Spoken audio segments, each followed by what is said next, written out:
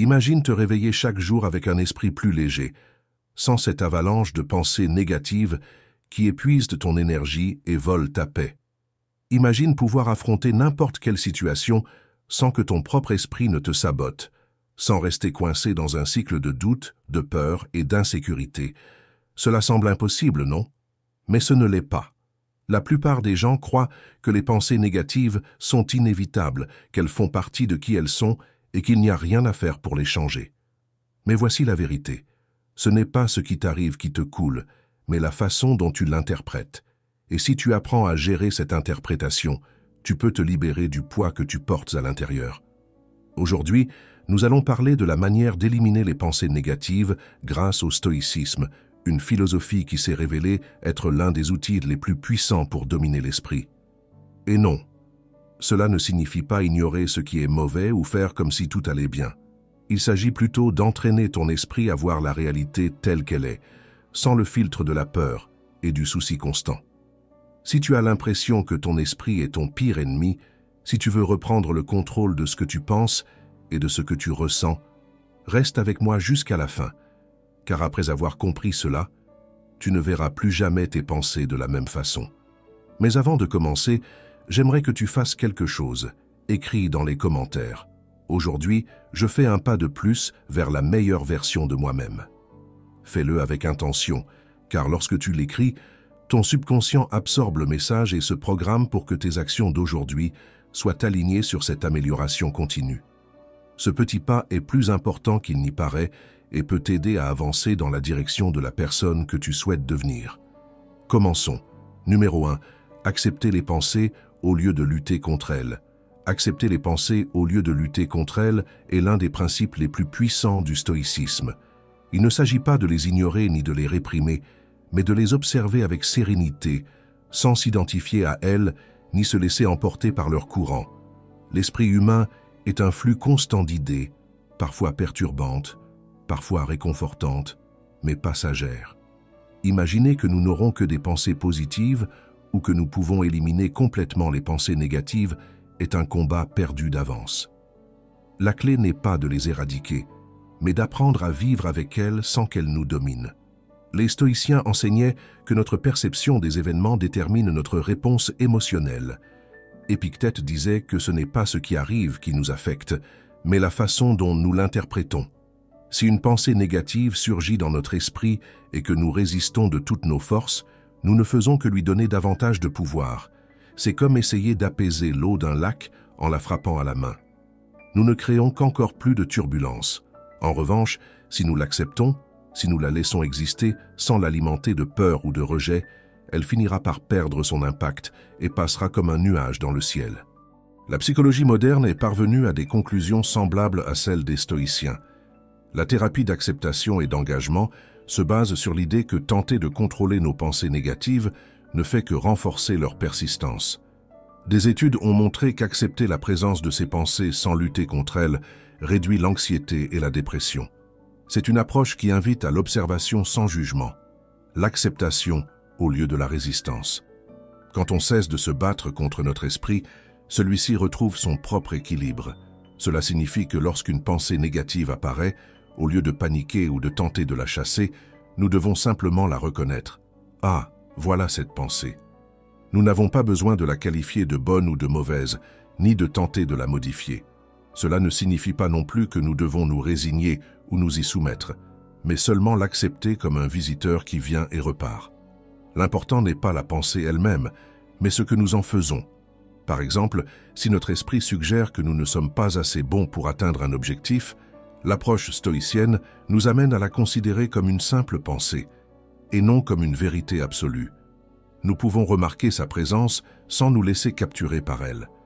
Plutôt que de nous débattre intérieurement ou d'essayer de nous convaincre du contraire, nous pouvons simplement nous dire « C'est intéressant que mon esprit ait produit cette pensée », puis continuer nos actions sans laisser cette idée définir notre réalité.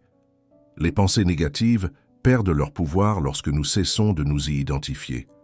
Marc Aurèle le disait clairement, « Tu as du pouvoir sur ton esprit, non sur les événements extérieurs. Réalise cela et tu trouveras ta force. » Nous ne pouvons pas éviter que certaines pensées surgissent, mais nous pouvons décider de la façon d'y répondre. L'acceptation nous permet de rester calme et d'avancer sans être coincé dans une lutte vaine contre notre propre esprit. Au fil du temps, en pratiquant cette attitude, nous constatons que les pensées qui semblaient autrefois accablantes perdent en intensité. Nous apprenons à les observer avec du recul, sans nous impliquer émotionnellement. Tout comme une rivière s'écoule sans résistance, notre esprit apprend à relâcher ce qui nous perturbait auparavant. Nous devenons plus sereins, plus résilients, plus libres. Accepter les pensées ne signifie pas que nous devions y croire ni agir selon leurs indications. Cela signifie reconnaître leur existence sans leur donner le contrôle de nos vies. Si nous y parvenons, nous découvrirons que la paix mentale ne vient pas de l'absence de pensées négatives, mais de notre capacité à vivre avec elles sans crainte. Numéro 2. Utiliser la respiration et la posture pour changer son état émotionnel. La façon dont tu utilises ton corps définit ce que tu ressens. Ce n'est pas seulement ton esprit qui influence ton état émotionnel.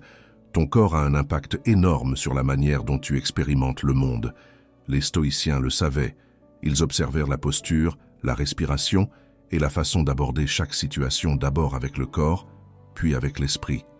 Si tu te recroquevilles, que tu respires de manière superficielle et hachée, que tu évites le contact visuel, ton esprit interprétera cela comme un signal de danger, comme s'il y avait quelque chose qui méritait de l'inquiétude. Mais si tu te tiens droit, que tu respires lentement et profondément, que tu adoptes une posture ferme et ouverte, ton esprit recevra un message différent, celui que tu es en contrôle, que tu es prêt à agir. Marc Aurèle parlait de rester ferme face à l'adversité, non seulement dans la pensée, mais aussi dans la façon dont nous positionnons notre corps, car l'émotion n'existe pas séparément de la physiologie. Tu peux le tester à l'instant. Si tu t'assieds voûté, en haussant les épaules et en respirant de façon rapide et superficielle, tu remarqueras qu'il est plus facile de ressentir de l'anxiété. En revanche, si tu relèves la tête, relâches tes épaules et respires profondément et régulièrement, tu ressentiras un changement immédiat. Ce n'est pas de la magie, c'est de la biologie. La science confirme ce que les stoïciens avaient déjà perçu. Des études sur la respiration montrent que la façon dont nous inspirons et expirons affecte directement le système nerveux. Une respiration superficielle et rapide active la réponse de lutte ou fuite, augmentant les niveaux de cortisol, l'hormone du stress. Tandis qu'une respiration profonde, en mettant l'accent sur l'expiration, active le système nerveux parasympathique, celui qui dit à ton corps que tu es en sécurité, qu'il n'y a pas de menace, que tu peux penser clairement. La posture est également essentielle. Des recherches ont montré qu'adopter des postures expansives, comme la posture de super-héros, les mains sur les hanches et le dos droit, augmente les niveaux de testostérone et réduit le cortisol. Cela se traduit par plus de confiance et moins de peur. Autrement dit, changer simplement la façon dont tu utilises ton corps peut modifier la chimie de ton cerveau et, par conséquent, ton état émotionnel. Si, dans un moment d'anxiété ou d'insécurité, tu te surprends à être prisonnier de pensées négatives, ne tente pas de les combattre avec plus de pensées. Au lieu de cela, modifie ton corps. Respire profondément. Tiens-toi droit. Pose fermement tes pieds sur le sol et regarde droit devant toi avec assurance. Tu verras que ton esprit répond immédiatement à ce changement physiologique. Tu n'as pas besoin de mots pour te convaincre que tu as le contrôle.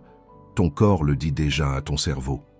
Les stoïciens croyaient en l'autodiscipline, et une partie essentielle de cette discipline concerne la façon dont nous gérons notre présence physique. Il ne s'agit pas uniquement de ce que nous pensons, mais de comment nous nous positionnons dans le monde. Épictète disait que nous ne devons pas nous recroqueviller face à l'adversité, mais y faire face avec fermeté. Car si ton corps est prêt, ton esprit le suivra. Ce n'est pas quelque chose que l'on fait une seule fois en pensant que c'est réglé. C'est une discipline, comme tout ce qui touche au stoïcisme. C'est quelque chose à pratiquer chaque jour. Dans chaque moment de stress ou de doute, tu as l'occasion d'utiliser ta physiologie à ton avantage. Tu n'as pas besoin de motivation ni d'attendre que ton esprit décide de se sentir mieux. Il te suffit d'ajuster ta posture, de respirer profondément, de garder ton calme. Laisse ton corps montrer à ton esprit comment il doit se sentir. Au fil du temps, cela devient une habitude. Tu cesses d'être la victime de tes émotions, car tu as appris à les contrôler par ton propre corps. La peur diminue, le stress se réduit, et la confiance grandit. À chaque situation difficile, à chaque instant de doute, tu auras toujours cet outil avec toi. Tu n'as besoin de rien d'extérieur, uniquement de la discipline pour utiliser ton corps de façon consciente. C'est ainsi que les stoïciens affrontèrent la vie, avec fermeté, contrôle et une présence qui ne se plie pas à l'incertitude. Et ainsi, toi aussi, tu peux le faire. Numéro 3. Classifier les pensées négatives. Les pensées négatives ne surgissent pas de façon aléatoire, elles suivent des schémas prévisibles. L'esprit a tendance à répéter les mêmes erreurs, à tomber dans les mêmes pièges logiques, encore et encore. Si tu ne les questionnes pas, si tu ne les identifies pas, elles t'emportent sans que tu ne t'en rendes compte. Mais quand tu commences à les observer attentivement, tu constates qu'elles suivent toujours des structures semblables. Tu peux les classer, les comprendre, et plus important encore, les affaiblir. Marc Aurèle écrivait dans ses Pensées pour moi-même que nombre de nos préoccupations proviennent de perceptions erronées. Ce qui nous angoisse, ce n'est pas ce qui se passe, mais l'interprétation que nous faisons de ce qui se passe. L'esprit fabrique des histoires, exagère les problèmes, voit des menaces là où il n'y en a pas. Parfois, il généralise « je rate toujours tout, je ne fais jamais rien de bien ». D'autres fois, il tombe dans la pensée en noir et blanc « si je ne suis pas le meilleur, alors je suis totalement nul ». Ces distorsions ne reflètent pas la réalité, mais si tu les acceptes sans les remettre en question, elles deviennent ta vérité. La psychologie moderne a confirmé ce que Marc Aurèle et Épictète avertissaient déjà dans leurs écrits. La thérapie cognitive a identifié des schémas de pensée déformés qui alimentent l'anxiété et la dépression, la généralisation excessive, la dramatisation, la pensée dichotomique, le filtre négatif. Ce sont les mêmes erreurs que celles décrites par les stoïciens. Lorsque nous tombons dedans, notre esprit nous trompe. Il nous fait croire que le problème est plus grand qu'il ne l'est vraiment. Mais si nous pouvons les identifier et les classifier, ils perdent leur emprise sur nous. Pense à une pensée négative qui revient souvent dans ta vie. Peut-être qu'après avoir échoué à quelque chose, ton esprit te répète « Je suis un bon à rien ». De quel type d'erreur s'agit-il ? C'est une généralisation excessive, car un seul échec ne définit pas ta valeur en tant que personne.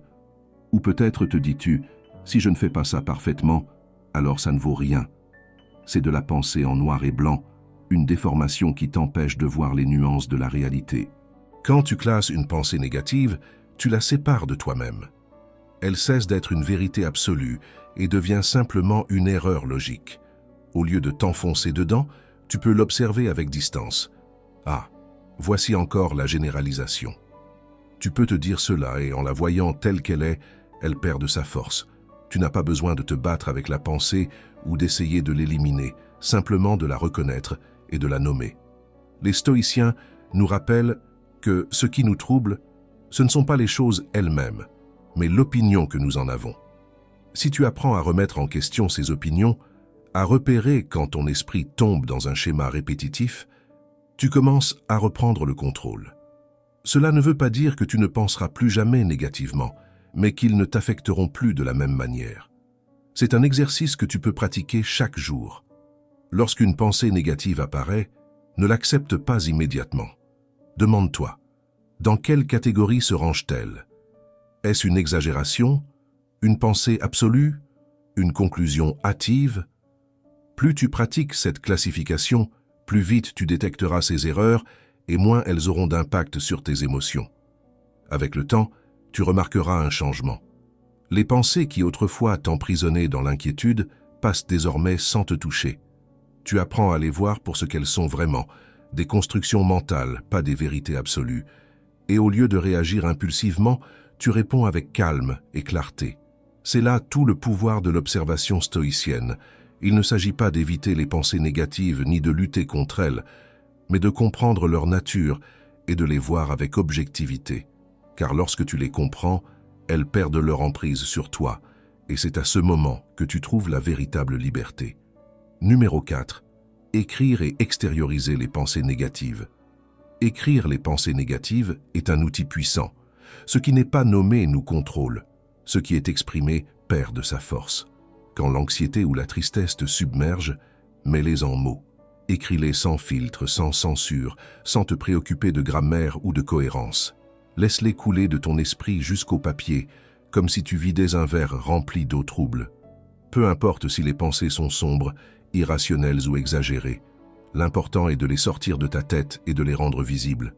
En les écrivant, tu les verras pour ce qu'elles sont, des pensées, et non des vérités absolues. L'esprit est un narrateur chaotique qui répète souvent des histoires de peur, d'échec et de désespoir, mais lorsqu'on écrit, on devient l'observateur de ces histoires, et non plus leur victime. Tu t'apercevras que beaucoup de ces pensées n'ont pas de base réelle, qu'elles sont des suppositions, des déformations de la réalité, parfois l'exagération de situations qui ne se sont même pas produites, ou des souvenirs altérés par le temps et l'émotion. La science confirme l'efficacité de cet exercice. Des études montrent que l'écriture expressive réduit le stress, améliore la santé mentale et peut même renforcer le système immunitaire. Écrire sur ce qui te tourmente permet de traiter ces sentiments de manière structurée, de donner une forme au chaos intérieur. Ce qui auparavant n'était qu'un tourbillon de pensées éparpillées trouve maintenant sa place sur une feuille de papier, avec des limites, un début et une fin. Et quand quelque chose a une forme, il est plus facile d'y faire face. Fais le test dès maintenant. Prends un papier et écris les pensées qui te tourmentent le plus. Ne les juge pas, laisse-les simplement sortir, comme si tu vidais un tiroir en désordre. N'essaie pas de les embellir ni de leur donner une logique, mets-les simplement dehors. Ensuite, quand tu auras fini, regarde ce que tu as écrit et donne un nom à ces pensées. Mais pas n'importe quel nom, choisis-en un qui te fasse un peu rire, qui enlève le poids de ce que tu ressens. Si ton anxiété te dit que tu es un raté, appelle cette pensée le critique de cinéma impitoyable. Si ton esprit insiste sur le fait que personne ne t'aime, baptise cette pensée le film d'horreur qui n'a jamais existé. Donner un nom à tes pensées leur enlève le mystère et le pouvoir qu'elles exercent sur toi. Ce simple acte d'extériorisation transforme ta relation avec ton esprit. Tu n'es plus l'otage de tes pensées, tu ne les prends plus pour des vérités absolues. Maintenant, ce ne sont que des mots écrits sur une feuille, des histoires que tu peux lire et remettre en question. Et lorsque tu réalises que tu n'es pas tes pensées, mais celui ou celle qui les observe, tu prends le pouvoir sur elles. C'est la première étape vers la liberté mentale. Dans la pratique stoïcienne, l'écriture occupe une place fondamentale. Marc Aurèle, l'empereur philosophe, écrivait chaque soir dans son journal, non pas pour le partager avec les autres, mais pour organiser son esprit. Ses « pensées pour moi-même » étaient un dialogue avec lui-même, un moyen de clarifier ses idées et de maintenir sa sérénité au milieu du chaos. Écrire était pour lui une façon de prendre de la distance vis-à-vis des émotions et de les voir avec plus de lucidité. Fais de même. N'attends pas d'être envahi par l'anxiété pour écrire. Fais-en une habitude quotidienne comme un exercice d'hygiène mentale. Écris tes préoccupations, tes peurs, tes pensées récurrentes et ensuite, à la lecture, questionne-les. Est-ce vraiment vrai? Ai-je des preuves? Si un ami me disait cela, est-ce que j'accepterais son raisonnement? Le stoïcisme nous enseigne que l'esprit peut être notre meilleur allié ou notre pire ennemi. Et écrire est un moyen de l'entraîner, de lui montrer que tout ce qu'il dit n'est pas forcément vrai. Si tu en fais une habitude, tu verras un changement profond. Les pensées négatives continueront à surgir, car c'est dans la nature humaine, mais elles ne t'affecteront plus de la même façon. Tu apprendras à les voir, à les reconnaître et à les laisser partir sans qu'elles t'emportent. Tu apprendras que tu n'es pas tes pensées, que ton esprit peut dire beaucoup de choses, mais que c'est à toi de décider à quoi croire et quoi écarter. L'anxiété et la dépression se nourrissent du chaos mental. L'écriture apporte de l'ordre à ce chaos. C'est un acte de pouvoir, un rappel que tu as plus de contrôle sur ton esprit que tu ne le crois. Alors n'hésite pas. Écris, exprime-toi, nomme tes pensées, et peu à peu, tu verras à quel point elles perdront leur emprise sur toi. Numéro 5. Lire les pensées et les remercier. Quand tu lis à voix haute tes pensées négatives, il se passe quelque chose de curieux. Ce qui auparavant semblait un monstre invisible a maintenant une forme, un son, des mots. Et à ce moment-là, au lieu de le rejeter ou de te battre contre lui, tu fais quelque chose d'inattendu. Tu le remercies. Merci, esprit, de m'avoir apporté cette inquiétude. Merci de m'avoir rappelé cette peur. pas parce que tu es d'accord avec ce qu'il dit, mais parce que tu reconnais son intention. L'esprit, par nature, essaie de te protéger, même si parfois il le fait de manière désordonnée, chaotique, exagérée. Remercier l'esprit pour ses pensées est un acte de contrôle. Au lieu de paniquer ou de te perdre dans un cycle de négativité, c'est toi qui prends l'initiative. Tu n'es pas l'esclave de ton esprit, tu es l'observateur. Et quand tu dis « merci », tu retires le pouvoir que ces pensées avèrent sur toi. Tu ne réagis pas avec peur ni avec rejet, mais avec acceptation. Merci d'avoir essayé de m'aider, mais je décide quoi faire de cette information. Ce n'est pas un optimisme naïf, c'est une stratégie soutenue par la science. La thérapie d'acceptation et d'engagement enseigne que lutter contre les pensées ne fait que les renforcer. Plus tu essaies de bloquer ou d'ignorer une pensée négative, plus elle devient persistante. Mais lorsque tu l'acceptes et la remercies, tu la désarmes. Elle cesse d'être une menace pour devenir simplement une idée, un ensemble de mots qui, à eux seuls, n'ont pas de pouvoir réel sur toi. Fais le test tout de suite. Lis à voix haute une des pensées négatives que tu as écrites. Entends-toi la prononcer. Ensuite, respire profondément et dis « Merci de m'avoir apporté cela ». Observe ce qui se passe. Peut-être que, dans un premier temps, tu ressentiras une résistance parce que ton instinct veut effacer ces pensées. Mais si tu répètes l'exercice plusieurs fois, tu constateras un changement. Au lieu de rester bloqué dans la négativité, tu commenceras à voir ces pensées pour ce qu'elles sont. De simples fragments de ton esprit, pas des vérités absolues. Imagine que ton esprit est comme un assistant mal formé, qui veut t'alerter de tous les dangers possibles, y compris ceux qui ne sont pas réels. Il veut te rappeler des erreurs passées, des peurs futures, des préoccupations insolubles. Son intention n'est pas mauvaise, mais son exécution est maladroite.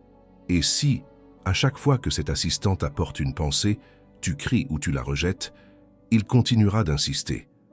En revanche, si tu le remercies, tu lui montres que tu as déjà reçu le message et que ce n'est pas la peine de le répéter en boucle.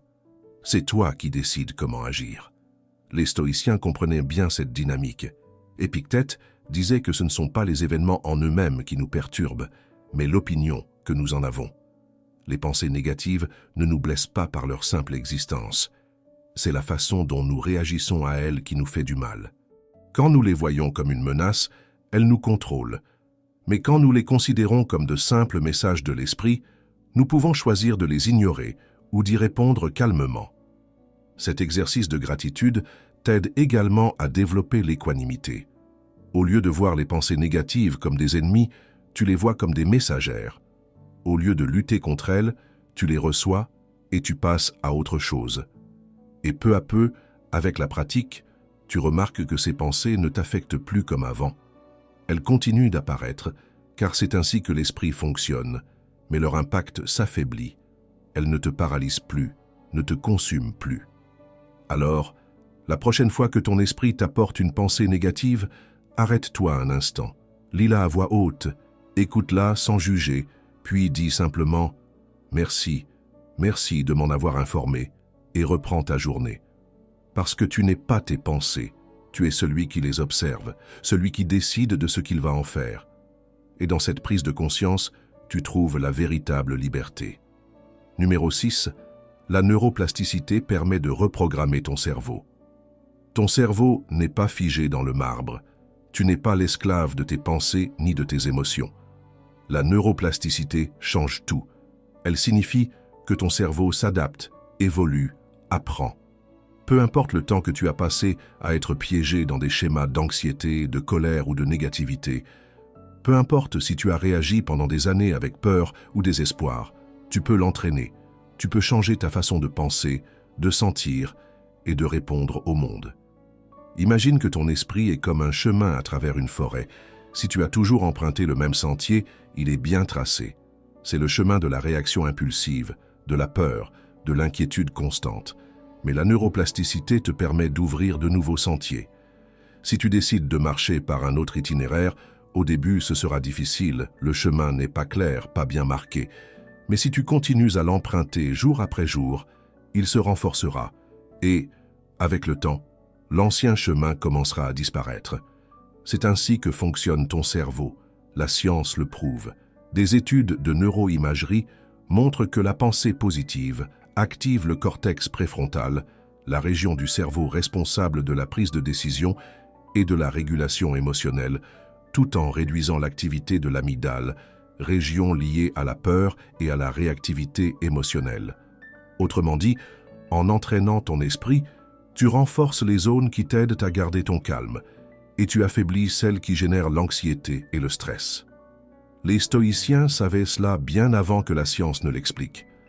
Épictète disait que nous ne souffrons pas des événements en eux-mêmes, mais de l'interprétation que nous en faisons. Et cette interprétation peut être modifiée.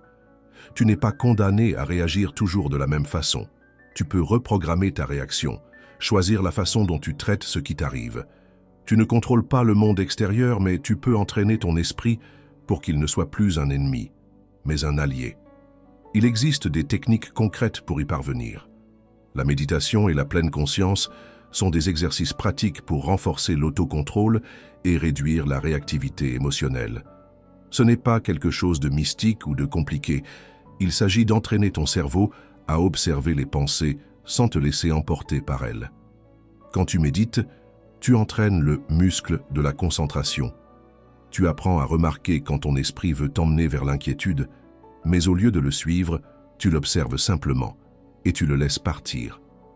Chaque fois que tu fais cela, tu renforces les connexions neuronales qui t'aident à garder ton calme. Une autre méthode est l'usage conscient du langage. Ce que tu te dis à toi-même crée des voies neuronales. Si tu te répètes constamment « je n'arriverai pas à gérer ça » ou « c'est trop pour moi », tu renforces la piste de l'impuissance. Mais si tu commences à te dire « je peux gérer ça », « j'ai déjà surmonté d'autres défis », ça passera aussi, alors tu crées un nouveau chemin dans ton esprit. Il ne s'agit pas de te voiler la face. Cet entraînement mental ne nie pas la réalité. Il t'apprend simplement à choisir un mode de réponse qui te renforce plutôt que de t'affaiblir. Les stoïciens pratiquaient cet entraînement mental au quotidien. Marc Aurèle, dans ses « Pensées pour moi-même », écrivait des réflexions pour se rappeler que tout est éphémère, que les émotions sont temporaires et que la vraie force réside dans l'esprit. Il ne comptait pas sur le fait de se sentir bien automatiquement. Il savait que c'était un processus de discipline et de répétition. Et c'est exactement ce que nous montre la neuroplasticité. La répétition crée le changement, la constance façonne le cerveau. Si tu pratiques cela chaque jour, tu remarqueras un changement réel. Cela ne signifie pas que tu ne ressentiras plus jamais de stress ou d'anxiété, mais que tu auras davantage de contrôle sur ta réaction. Tu verras que tu abordes les situations avec plus de calme, que les inquiétudes ne te dominent plus comme avant, que tu peux affronter les défis avec plus de clarté mentale. Ton cerveau sera mieux entraîné pour réagir avec rationalité et non avec panique. Alors, ne laisse pas l'ancienne histoire que te raconte ton esprit te définir. Tu n'es pas tes pensées automatiques, tu n'es pas tes émotions passagères. Tu as le pouvoir de changer. Tu as la capacité d'entraîner ton cerveau pour qu'il travaille à ton avantage. La neuroplasticité est réelle, et le stoïcisme le savait déjà. L'esprit se façonne par la pratique. Commence aujourd'hui. Ce ne sera pas immédiat, mais chaque petit effort construit un cerveau plus fort, plus serein, plus libre. Numéro 7. Éviter l'inactivité mentale à long terme. L'esprit est comme l'eau. S'il stagne, il se corrompt. Quand tu ne lui donnes aucune direction, quand tu le laisses à la dérive, il commence à se remplir de pensées répétitives, de préoccupations inutiles et de peurs imaginaires. Il n'est pas étonnant que lorsqu'on ne fait rien, les pensées négatives apparaissent plus fortement. Cela arrive parce qu'un esprit sans but cherche quelque chose sur quoi se concentrer et souvent, ce qu'il trouve, ce sont les angoisses, les insécurités et les doutes. Le cerveau au repos n'est pas un cerveau serein. L'inactivité prolongée n'apporte pas la paix, elle engendre l'inquiétude. Les études le confirment. Lorsqu'un esprit n'a pas d'objectif clair, il a tendance à se focaliser sur le négatif. C'est un mécanisme évolutif. Notre cerveau est programmé pour détecter les menaces et anticiper les problèmes. Si nous ne lui donnons pas de quoi s'occuper, il commencera à chercher des dangers, même là où il n'y en a pas.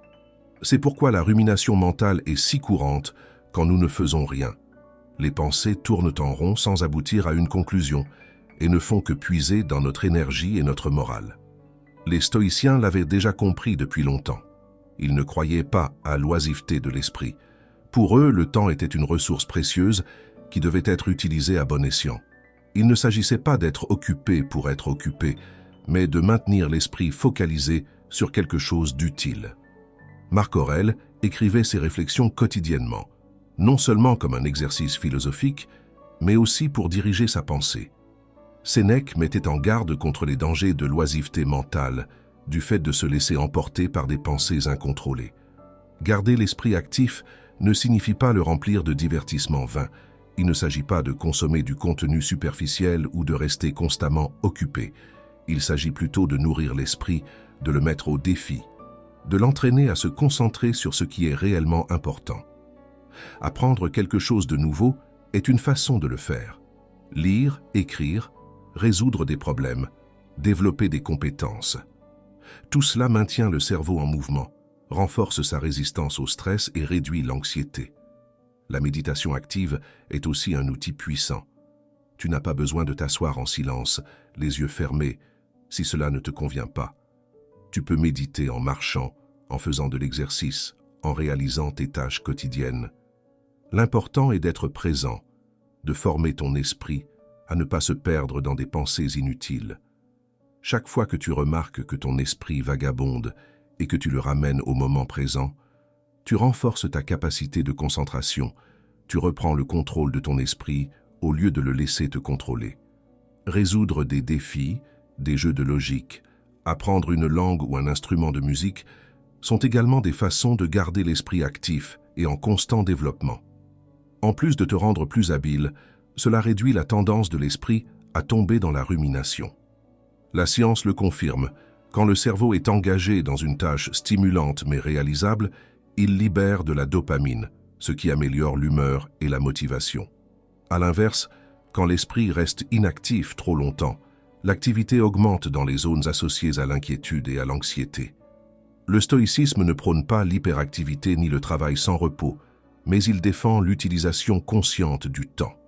Il s'agit de ne pas laisser les jours glisser par inertie, de ne pas permettre à l'esprit de se transformer en un terrain fertile pour les pensées destructrices. Si tu te surprends à être coincé dans des boucles de préoccupation durant des moments d'inactivité, qui ne font qu'alimenter ton anxiété, change de focalisation. Oriente ton esprit vers quelque chose d'utile, quelque chose qui te fasse grandir. Pas besoin d'un grand projet ni d'un objectif compliqué, juste de petites actions qui maintiennent ton esprit en mouvement, l'empêchant de se nourrir de pensées négatives. Quand tu reprends le contrôle de ton esprit, quand tu choisis où placer ton attention, tu réduis sa tendance à te saboter. Les pensées négatives perdent de leur force quand tu es concentré sur quelque chose de plus grand qu'elles. Il ne s'agit pas de les ignorer, mais de ne pas leur laisser tout l'espace pour dominer ta journée. Alors, fais bouger ton esprit, entraîne-le, utilise-le avec intention. L'inactivité prolongée engendre le chaos, l'action ciblée apporte la clarté. Et dans cette clarté, tu trouves la liberté. Numéro 8. Pratiquer le pardon envers soi-même. Commettre des erreurs est inévitable. Peu importe à quel point nous faisons de notre mieux, à un moment ou un autre, nous allons échouer. Et quand cela se produit, cette petite voix dans notre tête se réveille. Elle nous juge sans pitié, nous dit que nous ne sommes pas assez bons, que nous aurions dû le savoir, que peut-être nous ne méritons pas une autre chance. Mais le stoïcisme nous enseigne une chose fondamentale. Les erreurs ne nous définissent pas. Ce qui nous définit, c'est la manière dont nous y réagissons. Tu n'es pas l'erreur que tu as commise, tu es la personne qui apprend de celle-ci et qui avance. Marc Aurèle, dans ses Pensées pour moi-même, écrivait que la culpabilité n'avait pas de sens si elle ne conduisait pas à l'action. Se sentir mal éternellement pour une faute ne l'efface pas, ne change pas le passé et ne fait que nous y enfermer. Si quelque chose s'est mal passé, la seule réponse rationnelle est de se demander « Que puis-je faire mieux la prochaine fois ?» Et s'il n'y a rien à faire pour changer ce qui est déjà fait, il faut lâcher cette souffrance inutile, c'est un choix. Épictète nous rappelle que ce ne sont pas les événements qui nous troublent, mais l'opinion que nous en avons. Si tu considères ton erreur comme une condamnation éternelle, tu resteras dans le remords. Mais si tu la vois comme un rappel de ton humanité, comme une leçon de vie, tu en ressors grandi. L'autocompassion n'est pas de l'indulgence, c'est de la sagesse. Cela signifie se traiter avec la même compréhension que celle dont tu ferais preuve envers un ami. La science confirme ce que les stoïciens savaient déjà. L'autocompassion et le pardon envers soi-même sont associés à une meilleure santé mentale. Des études montrent que les personnes qui pratiquent le pardon envers elles-mêmes réduisent leur niveau d'anxiété, de dépression et de stress, non pas parce qu'elles ignorent leurs erreurs, mais parce qu'elles les traitent de manière plus saine. Au lieu de s'infliger une critique destructrice, elles transforment leurs erreurs en occasion d'apprentissage. Le cerveau est malléable. Chaque fois que tu te critiques, tu renforces le circuit neuronal de l'autodépréciation. Mais chaque fois que tu pratiques l'autocompassion, tu renforces le circuit de la résilience. Au fil du temps, ton esprit apprend à réagir différemment. Ce n'est pas un changement instantané, mais il est possible de former ton esprit à se pardonner avec la même facilité que celle avec laquelle tu pardonnerais à quelqu'un d'autre. Quand tu échoues, arrête-toi un instant et observe la situation sans jugement. Demande-toi, qu'est-ce que j'essayais de faire à ce moment-là? Qu'est-ce que j'en ai appris? Au lieu de te dire « je suis un échec », dis-toi « c'était une occasion d'apprendre ». Écris ce qui s'est passé et ce que tu feras différemment la prochaine fois. L'écriture aide à traiter les émotions et à voir les erreurs avec plus d'objectivité. Imagine qu'un ami vienne te voir pour te dire qu'il a commis une erreur. Que lui dirais-tu? Sans doute chercherais-tu à le rassurer, lui dirais que nous échouons tous, que l'important est d'en tirer des leçons. Maintenant, applique ce même conseil à toi-même.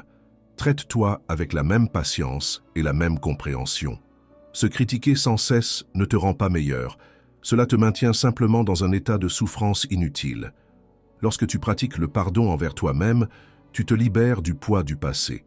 Cela ne signifie pas ignorer les conséquences de tes actes, mais y faire face avec maturité.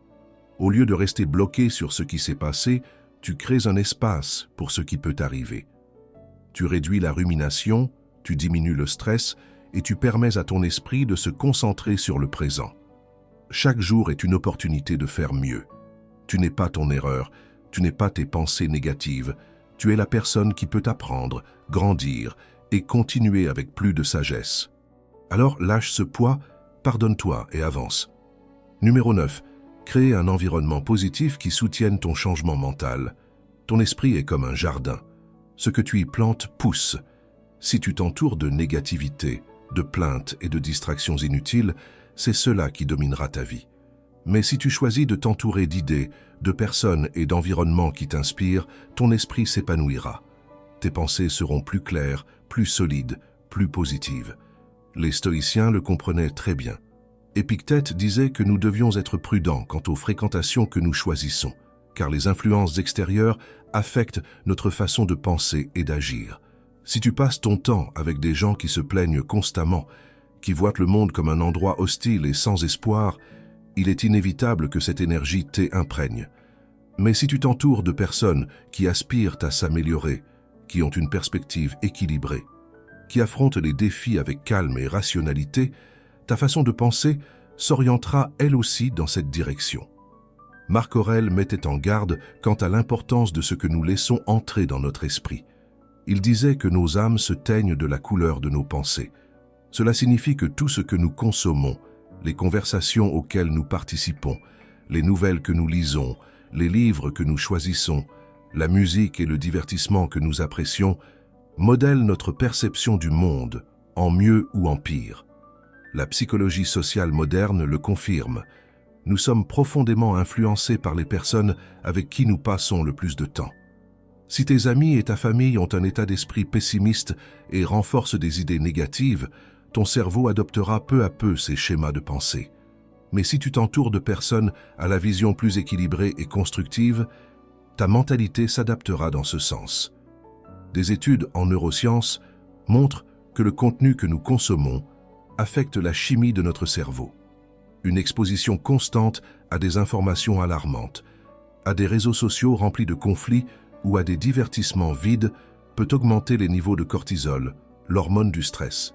En revanche, consommer un contenu enrichissant, comme des livres qui élargissent notre esprit, des conversations constructives et un art qui inspire, active des circuits neuronaux liés à la créativité, à la sérénité et à la résilience.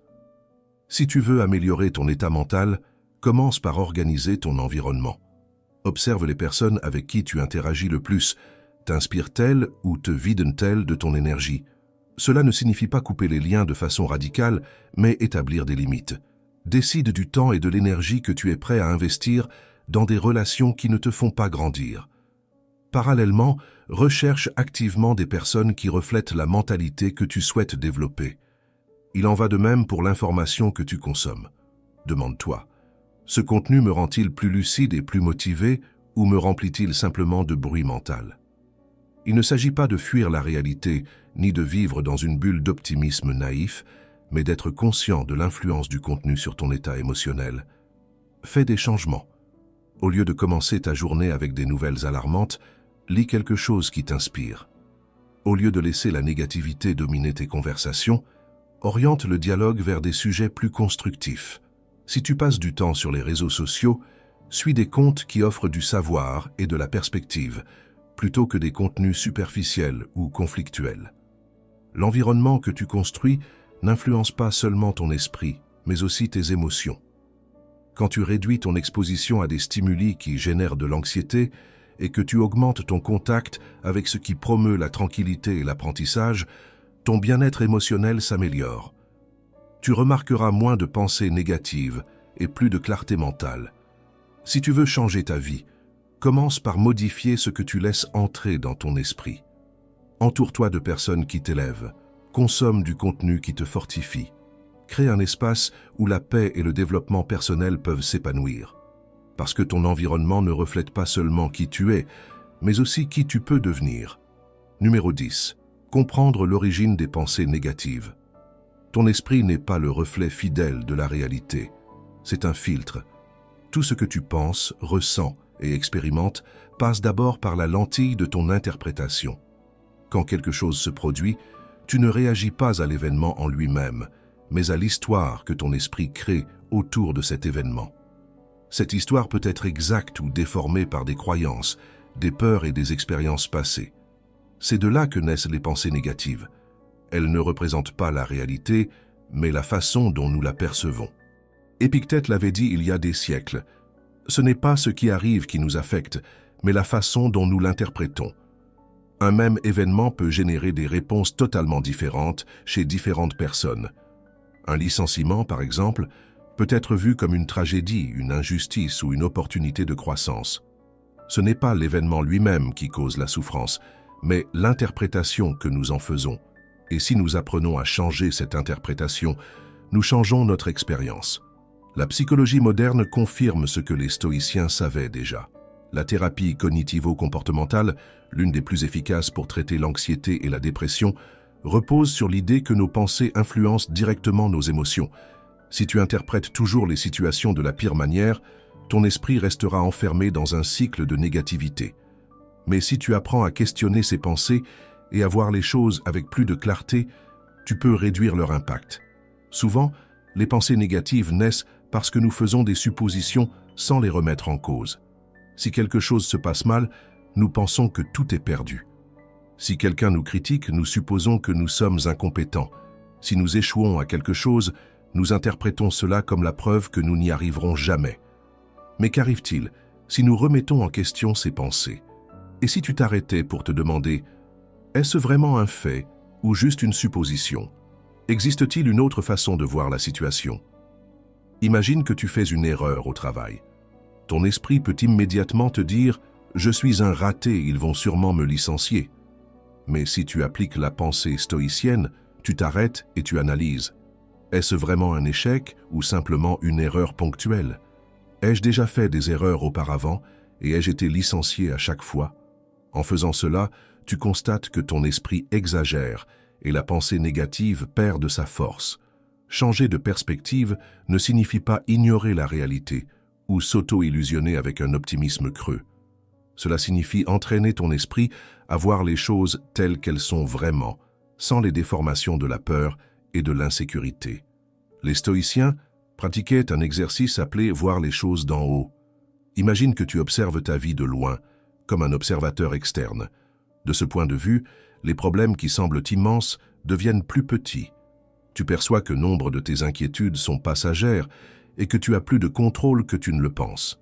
Quand tu apprends à remettre en question tes pensées négatives, tu remarques un changement.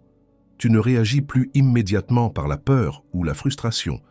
Au lieu de cela, tu prends un temps de pause, tu observes la situation avec calme et tu choisis une interprétation plus rationnelle. Ce faisant, tu réduis la charge émotionnelle inutile. Tu ne peux pas tout contrôler à l'extérieur, mais tu peux contrôler l'histoire que tu te racontes à propos de ce qui se passe. Et quand tu modifies cette histoire, tu modifies ton expérience. Alors, la prochaine fois qu'une pensée négative surgit, ne la prends pas pour une vérité absolue. Observe-la, questionne-la et choisis la perspective qui t'aide à avancer et non à te paralyser. Car au final, le pouvoir de tes pensées ne réside pas dans les événements, mais dans la manière dont tu décides de les interpréter. Numéro 11. Entraîner l'attention pour dominer l'esprit. Ton esprit est comme un chien sans laisse. Si tu ne l'entraînes jamais, il court après n'importe quel stimulus, réagit au moindre bruit, se laisse emporter par des impulsions incontrôlables.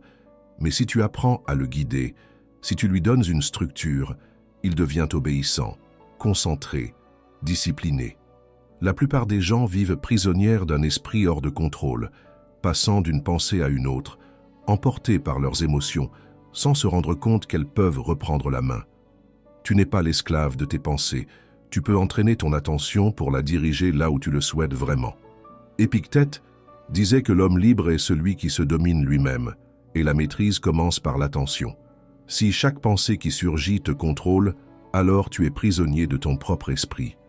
Mais si tu peux observer tes pensées sans y réagir automatiquement, tu commences à être libre. Tu ne peux pas éviter que des pensées négatives apparaissent, mais tu peux choisir de les suivre ou non. C'est la différence entre un esprit entraîné et un esprit chaotique. La neuroscience a déjà prouvé que l'attention façonne la structure du cerveau. Ce sur quoi tu te concentres de façon répétée se renforce. Si tu te focalises constamment sur des inquiétudes, tu renforces les connexions neuronales de la négativité et la négativité devient automatique. Mais si tu entraînes ton attention à se concentrer sur l'utile, sur ce qui est sous ton contrôle, alors tu crées de nouvelles connexions qui soutiennent ta clarté mentale et ta stabilité émotionnelle. L'esprit n'est pas figé. Il change selon l'usage que tu en fais. La plupart des gens ne se rendent même pas compte à quel point leur attention est kidnappée par des pensées superflues. Elles passent d'un souvenir douloureux à une préoccupation future, sans remarquer qu'elles restent coincées dans un cycle mental. Pour entraîner l'attention, la première étape est de voir où elle va. Observe tes pensées sans t'y identifier. Tu n'es pas ce que tu penses. Une pensée n'est qu'une pensée, une impulsion électrique dans le cerveau. Elle n'a pas plus de pouvoir que celui que tu lui accordes. Quand une pensée négative surgit, ne la suis pas automatiquement. Imagine qu'il s'agit d'une notification sur ton téléphone. Tu peux l'ouvrir et t'y perdre, ou bien l'ignorer et continuer ce que tu étais en train de faire. L'attention est comme un muscle. Plus tu la travailles, plus elle se renforce. Chaque fois que ton esprit divague et que tu le ramènes au présent, tu entraînes ton attention.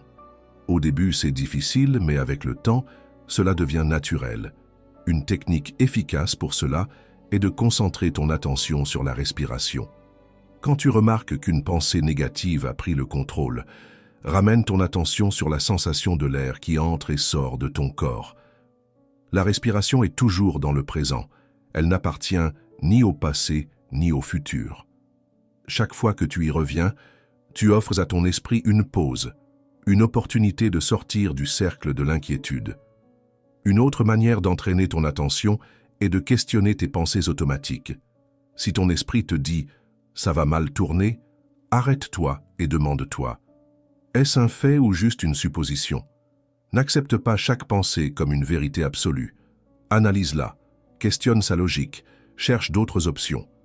L'esprit incontrôlé croit tout ce qu'il pense. L'esprit entraîné questionne, observe, choisit.